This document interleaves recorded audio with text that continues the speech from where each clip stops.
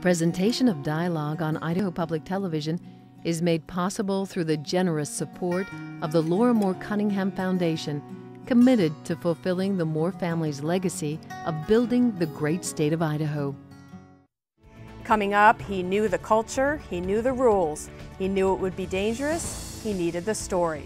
But shortly after journalist Jerry Van Dyke set off to go deep into Taliban country, he lost his freedom. Next on Dialogue, what Van Dyke learned from 6 weeks as a captive of the Taliban, both about that group and about himself. Stay tuned.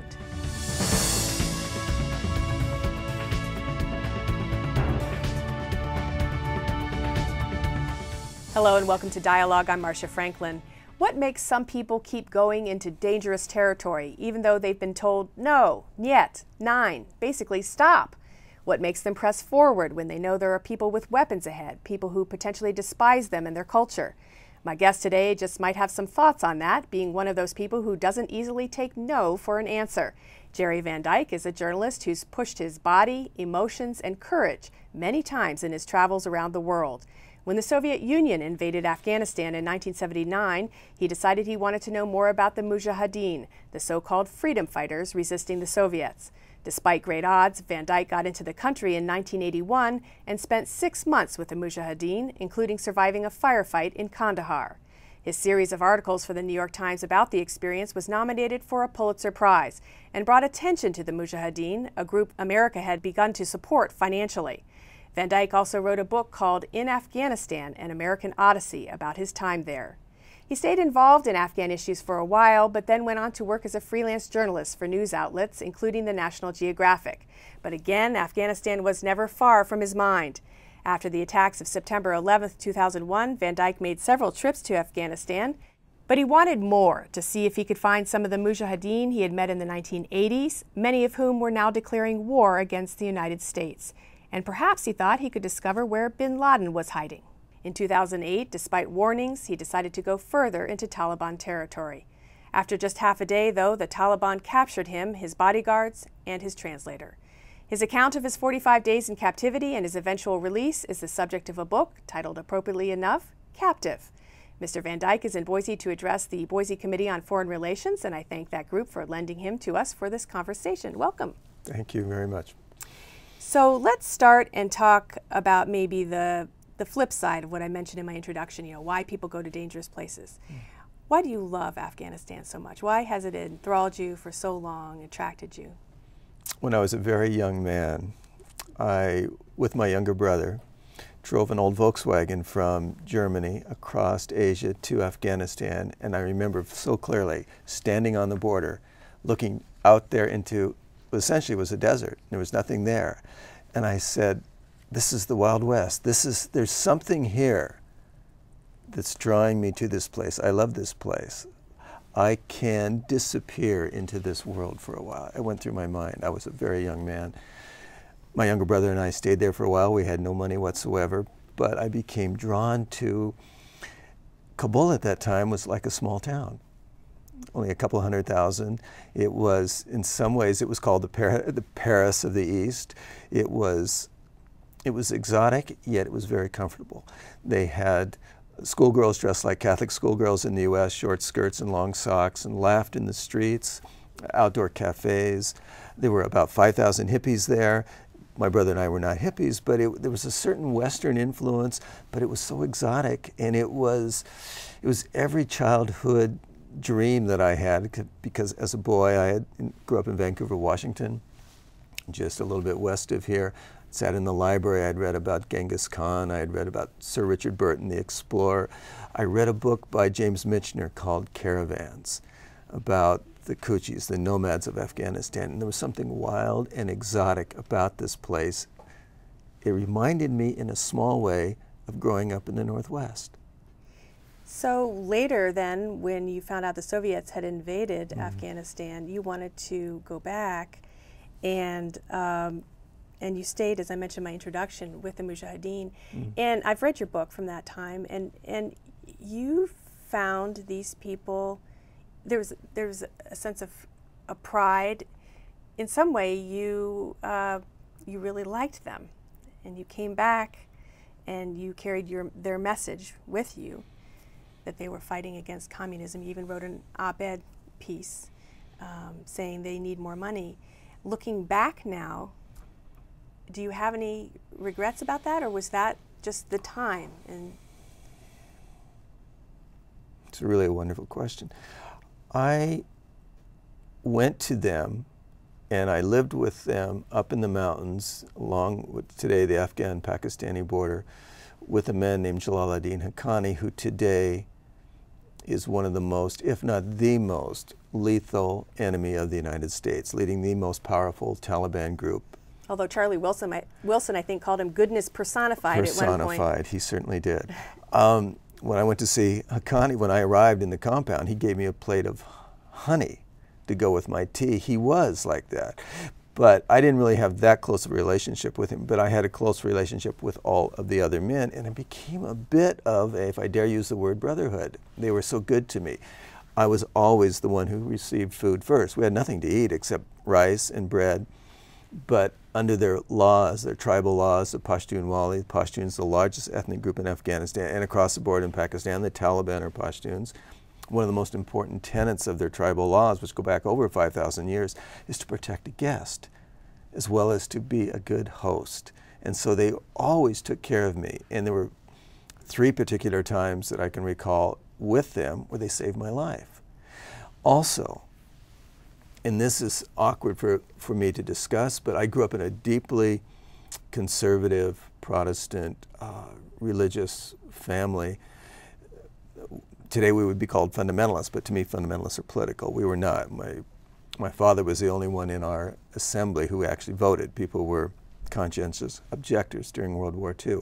However, when they would put their faces down in the dirt behind their rifles and pray, there was something very honorable and decent and humbling about it, and it drew me in. I was attracted to this, and I admired the fact that these men had nothing, but were willing to die for what they believed. And it wasn't so much communism that they were opposed to or anything, but to hold on to this lifestyle, this culture, the only thing that they knew against the outside invader at all costs. And the fact that they risked their lives for me and saved my life, and they took me on this great adventure, which truly was a magnificent adventure as a young man, and it was a little bit a fulfillment of my childhood dreams, the Lawrence of Arabia, in a very, very small way. So all of these things became part of me, and then when the op-ed page editor at the New York Times asked me to write a story or write an article about Afghanistan, I thought of their plea to me. We need something with which to shoot down the helicopters, the Soviet helicopters which control the skies. And I knew that by writing this article, not that I had any power, but that I would draw attention to this. The Soviet Union would come in with greater force if the United States began to ramp up its efforts to supply weapons to them, which they exactly did. And so I felt terribly guilty. I felt very badly about that. But do I regret having done that today? If I regret anything, and if I made any mistakes, and I felt I was doing the right thing, so I don't think I was making mistakes, I've paid for my sins. Well, let's talk then about, before we talk about why you went back and after 2001, what do you think has changed and made these men that were so protective of you be such enemies of our country, of our way of life? What turned it? When I was there in the 1970s, there was no such thing as fundamentalism. It was a tolerant Islam. It was a very easy place for people to live. The fact that 5,000 North American and European, Japanese hippies could live there and smoke hashish out in the open and listen to the Rolling Stones and the Jefferson Airplane and music like that showed that it was an overly tolerant culture, if you will, in some ways.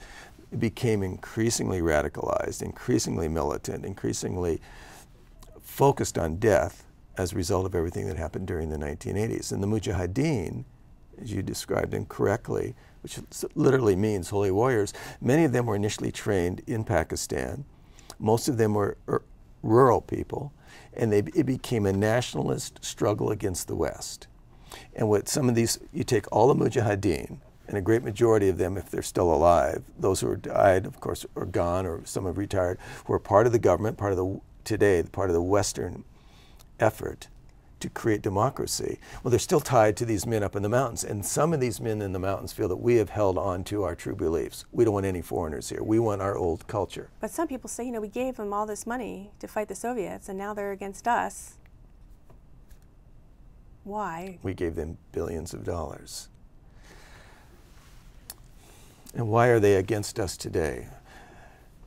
If you think that they are operating solely on their own, then that has some real credence to it. But if you feel, and the U.S. government is finally beginning to acknowledge this more, but if you feel that some of them are in a way proxy armies or paramilitary efforts of the Pakistani military intelligence agencies and of the Pakistani military, which has its own geopolitical goals, and that is one, not to be surrounded by India, to control Afghanistan so as not to be invaded by the West, and they've always been invaded by tribes from Central Asia and from the West, even if it's Alexander the Great or Genghis Khan, they've come from elsewhere. If you look at that the Taliban are an extension of Pakistani military intelligence or geopolitical goals, then it's not just the Taliban fighting against the West, they're being orchestrated by others. Of course, when you talk, as I have, to the ambassador from Pakistan, he will say that they're doing everything within their power to eradicate these groups, both the Pakistani Taliban and the Afghan Taliban. And then if you talk to every tribal leader or every common citizen along the Afghan-Pakistani border, they'll say the absolute opposite. But nevertheless, they don't like our lifestyle. They don't. They see us as invaders right now, and we're there. And I sat next to a man on a plane recently who said, these people are from the Dark Ages. Let them have their Dark Ages. Let them live that way. We don't need to be there. Let's get out. Yes, there are many people who say that the United States should leave. But I argue that, one, we have a moral obligation to be there. And a lot of people will be very upset when I say that. But there was no war when I was there in 1973. There was no thing whatsoever that we could call a militant society. And so what happened was, in the very early 1979, and Zbigniew Brzezinski, the National Security Advisor to President Jimmy Carter, in July 1979, before the invasion, wrote this memo to the president and said, we can draw the Soviet Union in. Not that we were responsible for the invasion of the Soviet Union, no. But we wanted them in there in order to pay them back, according to Brzezinski. And he made this very clear in an interview with a French magazine in 1998. It's all very public, that we need to pay them back for what they did to us by supporting the North Vietnamese against us. Therefore, we armed and we helped create with Pakistan this extremely militant society, the Mujahideen, that waged war. And in some ways, there's an old CIA phrase, it's called blowback. Be careful what you do, that it may not blow back and hit you. And in some ways, we are paying the price of what we did so many years ago. And so you argue we need to stay to help clean up because I believe, and I realize this is controversial, I believe that we are partially responsible for the destruction of that culture. Because the soul of Afghanistan that I knew as a young man is gone. Let's talk about why you went back. You knew the risks. You'd been in a couple times after 2001, including looking into the Daniel Pearl situation. You yes. knew what happened to him. Why did you take the risk to go even further? On a personal level, I wanted to push myself and do something harder than I had ever done before. On a professional level, because I'm not married, I don't have children, I had a knowledge of the culture, I had a knowledge of the language to a degree, I had the contacts, because you take the Mujahideen, divide them in half, most are with the West, the two most prominent of the three main leaders fighting against the United States, two were men I knew well from the 1980s, very close allies of the United States, a guy named Hekmatyar, another guy named Haqqani, and I felt by getting to them, I could, into the tribal areas, I realized, and no one had gone there, and at least a decade, possibly 20 years, no foreign journalists, that by getting to them, I could find out what truly was the truth about the Taliban, who was backing them, and maybe, just maybe, I could find out about the al-Qaeda leadership based upon the relationship that I knew that Haqqani had with the Arabs before and with at the very beginnings of al-Qaeda occurred when I was there. I felt I could do it. I didn't realize that it was suicidal. I didn't think it was. David Rode, who was held for 7 months by the Taliban, says this: over those months, I came to a simple realization. After 7 years of reporting in the region, I did not fully understand how extreme many of the Taliban had become. Before the kidnapping, I viewed the organization as a form of al-Qaeda light. Living side by side with Haqqani's followers, I learned that the goal of the hardline Taliban was far more ambitious, that these were much scarier people than, do you agree with that, than you had? I respect David enormously and like him and know him well. We've talked, the two of us, after he got out. I disagree with some of that. Based upon my experiences, I'm not sure that I was not released with the help of the Taliban in some ways, even with the Haqqani group. I do think that, and I was with the Taliban 4 separate times before I was kidnapped by this other group in the tribal areas. Not one time did anybody, and even the men who had me, ever talk about coming here and attacking Americans. Which al-Qaeda talks about. Al-Qaeda, they said, and which al-Qaeda we all know talks about, is coming here and attacking the West. Al-Qaeda is made up of foreigners. The Taliban are concerned about their country, their land, and their history. Let me ask you, when you first were captured, you thought you were? Yes. That was it? Yes. That was it? Daniel Pearl flashed in front of your eyes. And they made you make videotapes, yes? Yes. So in those days, in those many days, what were some of the things that you held on to that helped you? I know you're a runner. You're from the great Oregon running generation, track generation of Prefontaine. Did some of what you learned as an athlete help you?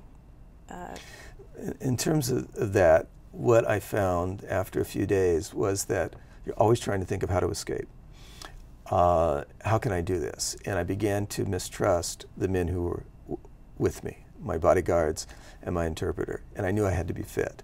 And I found that I wanted to do exercises, and I would do it just after, for them, morning prayers. It was dark in the cell always. I couldn't really see much further than I can see you now. But I would begin to do exercises, and I found myself doing the same type of warm-ups before a track meet that I did as a boy in high school, and it made me think of my family. And then it gave me a certain amount of comfort and a feeling of home. And it took me away from where I was. You were not chained. The people that you were with were chained, Yes. your assistants. You were fed. I was fed. So after a certain point of time, all the videotapes, the videotaping with the guns at your head stopped. Right. And they assured you that you were kind of their golden goose and that they weren't going to harm you. True. But on every page of this book, practically, or many of the pages, you expressed fear. Even though they told you they weren't going to kill you, you were afraid. Yes. Every day. I didn't trust anybody.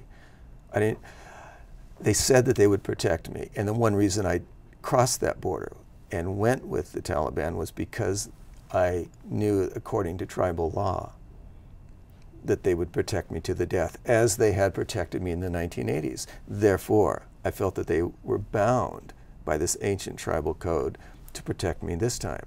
But when I was in that cell, I didn't know if they were telling me the truth or not, because it became contradictory. On one hand, we're not going to harm you. On the other hand, it would be to your advantage to convert if you ever hope to get out of here alive.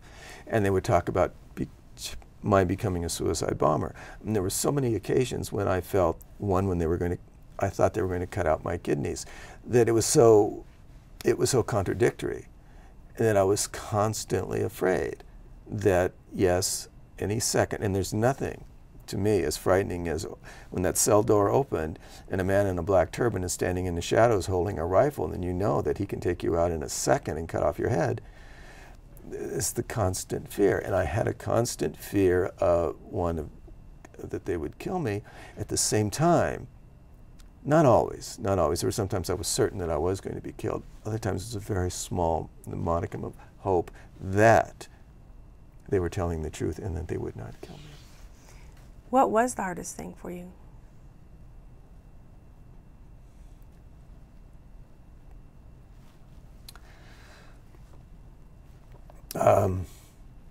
Maybe I can get emotional because I'm close to in the Northwest where I grew up. Holding my back straight, looking into a camera, and trying to die with dignity, afraid that I would be killed. Yeah, that was the hardest. It took me forever to put my back up. Yeah. When you say because you're in the Northwest right now, because you knew that your family who's from here might see that tape. I knew that they would see that tape on television because we'd all seen the video, partially the video of Daniel Pearl, of Nicholas Berg, and I thought of both of those men when the rifles were to my head, and I was certain that I would be killed. And so I thought of my family, and I wanted to make sure that I was not a coward, that I could face death. Why do you think Daniel Pearl was killed and you weren't? To this day, I don't know the truth, of course, but I feel that he was captured by Al-Qaeda. He was killed by, and Khalid Sheikh Mohammed, who's currently in Guantanamo, seems to be proud to say that he was responsible. I've heard that Yemenis were brought in to do this also. I've had people say to me or ask me, do you think that he was killed because he was Jewish and you were not? That did not come up. We'd certainly discussed religion, but that did not come up with me. I was captured by Wahhabis, and they are the strike force, if you will. Bin Laden's a Wahhabi. He was killed because it was Al-Qaeda. I was the Taliban, and they, under their laws, they said that they had to protect me. Now, there are some who feel that I'm being overly protective of them, that this is the Stockholm Syndrome, that I have become too close to them. And I will accept that because they didn't kill me. And I still don't know why ultimately they didn't. Was it because I was able to look at them at that most profound and vulnerable moment, and there was a certain amount of respect that I was willing to accept what was coming? I had a group of Pashtuns tell me at the Voice of America in Washington, where I went down to do an interview a few weeks ago, that had I lied one single time, that they would have seen that, because a man is not educated doesn't mean he's not smart, and that world was as primal and as reptilian, if you will, as it can become, that had I done something like that, had I lied, had I shown that in some way that I was not who I was, because I constantly would talk about Haqqani, that I was here in the past, that I'm not here as an enemy, I'm here so you can explain your story, that they didn't kill me. So you don't feel like you were duped by them in any way or taken in? Possibly, because I'm here telling their story, aren't I? They gave me a pen and a paper and allowed me to write a book which is about them, and you've asked the question, you've laid it right straight between the eyes, and others have too, and correctly so, that I am perhaps slightly on their side. I am frightened every time I do a television interview that they will see this, because they said if you talk to anybody, particularly the government, we know where your family is. We will come after you. So yeah, there is a real fear. But the former Mujahideen commander, who was now a member of parliament, who I used to set me up with the Taliban leader. They still have these same ties. Like somebody plays sports in high school together, you still maintain that tie throughout. He called the Taliban commander, who I was trying to get to, who I never did see until the very end. He said, do not harm Jerry and release him. Why was I ultimately released? Was there ransom paid? There was not a prisoner exchange in Guantanamo. But to this day, I don't know the truth, and I'm haunted by that. You don't know the truth? I don't know the truth. That picture of you upon your release says a lot. Yeah. I was taken about an hour or two by the FBI after I got out at a U.S. military base in Jalalabad. You were quite tired and probably ill, and you describe very well in the book how harsh everything seemed. America's the fluorescent lights, and in some ironic way, you almost wanted to be back in the cave, in the place where you were. I mean, not really, but that America is just so different. I wonder, you know, every single day, do you think about this? Do you live like kind of a double life in a way? Very isolated, isolated from everybody. Thinking about what you went through that most people will never go through, and then being in America where it's so different. It must never leave your mind. No, it doesn't. And you do, in being debriefed often and for hours and hours by the government, I learned a bit about, and they would talk about the Hanoi Hilton men, the men who had American soldiers who were captured in pilots, John McCain principally, and how so many of them, when they got out, had a desire to return. And I have the same desire to return to the clarity and the purity of that cell. And there was something where you're so alive because I know I could be killed at any minute. And here, all the life we have to go through, office politics and everything in normal society is so cumbersome and not straight. So there is, unfortunately, oddly, this desire to return to the purity of that cell where life or death was on your mind every second. Very briefly, did you learn any more about where Osama bin Laden could be or is not? I do not believe in any way that he is along the border. And I tried to explain in the book why I don't feel he's there. And according to the Taliban, they said that the Taliban are here to fight against every Westerner. Al-Qaeda, which is backed by the Pakistani military, controls the Al-Qaeda leadership. And that's where you're going to find Osama bin Laden. Meaning somewhere in Pakistan? In a Pakistani military base. I certainly don't know the truth. Mm-hmm. But I do know, and as we all know, that not one single Al-Qaeda leader has ever been captured along the border. And the United States is mounting this very possibly effective, vicious drone warfare, and we still haven't captured, nor do we seem to have any inclination or any idea where bin Laden is. I don't think he's along the border at all. And as we wrap up, we only have about 15 seconds left. Can you go back to Afghanistan? Do you want to go back? Everyone tells me I can't go back. What people don't really know is the ripple effects afterwards, what it would do to my family, and that what has happened to them as a result of this. Of course, I'm haunted by, and I know that you've traveled a great deal in there, and there's a part of my life, part of my soul, part of my heart lies in Afghanistan. I'd like to know what happened, and I don't want to always know or always think about, could I have gone back? I don't want to ever be afraid. Well, story to be continued. Thanks. I know you're writing a new work, and we'll look Yes. for that as well. You've been listening to Jerry Van Dyke. He's a journalist who spent much time in Afghanistan, including being a captive of the Taliban for 45 days in 2008. I'm Marcia Franklin. Thanks for tuning in. Tune in next time.